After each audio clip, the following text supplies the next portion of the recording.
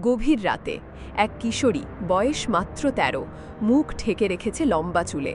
সে বসে আছে নিঃশব্দে, তার মুখে ছায়া যেন অন্ধকারই গিলে ফেলেছে তাকে।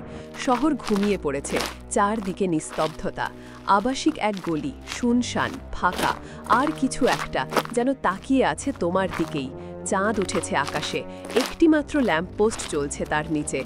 অজানা ছায়া নাচছে। হঠাৎ করে জমিন ফেটে যেতে শুরু করলো, যেন বহুদিনের তৃষ্ণায় পাথরের মতো শুকিয়ে গেছে মাটি। একটি লোহার গেটের পেছনে একটি বিড়াল কুঁকড়ে বসে আছে ভয় নিয়ে। একটি কুকুর বসে আছে, চারদিকে তাকাচ্ছে। আশপাশের পরিবেশে ছড়িয়ে আছে আতঙ্কের ঘ্রাণ। হঠাৎ বৃষ্টি নামল, পুরো শহরে নয়, শুধু একটি পুরনো অসম্পূর্ণ ভবনের ওপর। চারপাশে জাল দিয়ে ঘেরা মেঝে, একটি টিউবলাইট জ্বলছে, কাঁপছে, আর সেই লোহার গেট আস্তে আস্তে বন্ধ হচ্ছে। কে বন্ধ করছে তা দেখা যাচ্ছে না, কিন্তু বোঝা যাচ্ছে কোনো অদৃশ্য শক্তি কাজ করছে। গেটের পিছনে হঠাৎ একজন পুরুষ, বয়স প্রায় ৩৫-৪০। সে হাসছে, ভয়ঙ্কর এক হাসি। যদি কেউ থাকে এখানে, তাকে আমি ছাড়ব না।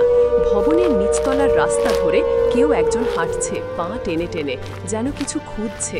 এই ভবনের নাম নম্বর ২, পরিত্যক্ত। রাতের আধারে যেন চাঁদের আলো ভয় পায় এখানে পড়তে। আর তারপর সেই মেয়ে মুখ তুলে চায় আর হেসে ওঠে, যেন বলতে চায় কিছু, কিন্তু তুমি প্রস্তুত তো শুনতে?